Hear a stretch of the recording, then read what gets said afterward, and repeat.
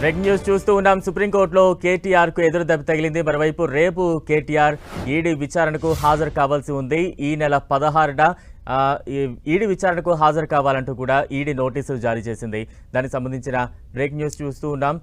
మరిన్ని అప్డేట్స్ అందించేందుకు మా ప్రతినిధి సునీల్ సిద్ధంగా ఉన్నారు. సునీల్,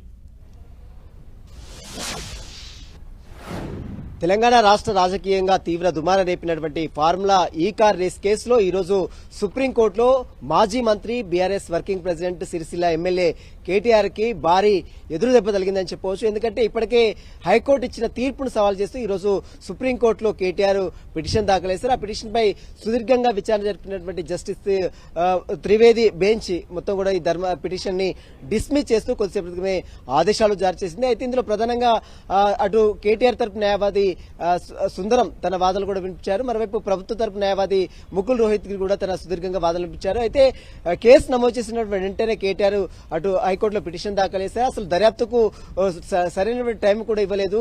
ఈ యొక్క కేసుని ఇన్వెస్టిగేషన్ చేయాల్సిందే అంటూ కూడా గతంలో హైకోర్టు చాలా క్లియర్ గా ఆదేశాలు జారీ చేసిందంటూ కూడా ఈ రోజు అటు పోలీస్ తరపు న్యాయవాది ప్రభుత్వం తరపు న్యాయవాదులు ముకుల్ రోహిత్ కి సుప్రీంకోర్టుకి తన వాదనలు వినిపించారు. మరోవైపు సుందరం తన సీనియర్ కౌన్సిల్ గా ఉన్నటువంటి సుందరం కేటీఆర్ తరపు న్యాయవాది కూడా తన వాదనలు వినిపించారు. ఇదంతా కూడా రాజకీయ కక్ష సాధింపు చర్యలో భాగంగానే తన కేసును ఇచ్చారంటూ కూడా మరోవైపు అటు సుందరం కూడా వినిపించారు. ఇక రేపు ఈడీ కార్యాలయానికి అటు కేటీఆర్ కూడా హాజరైన తర్వాత మరి విచారణలో ఈడీ అధికారులు ఎలాంటి ఆదేశాలు జారీ చేస్తారని మనం చూడాల్సిందని చెప్పవచ్చు. Right, thank you Sunil.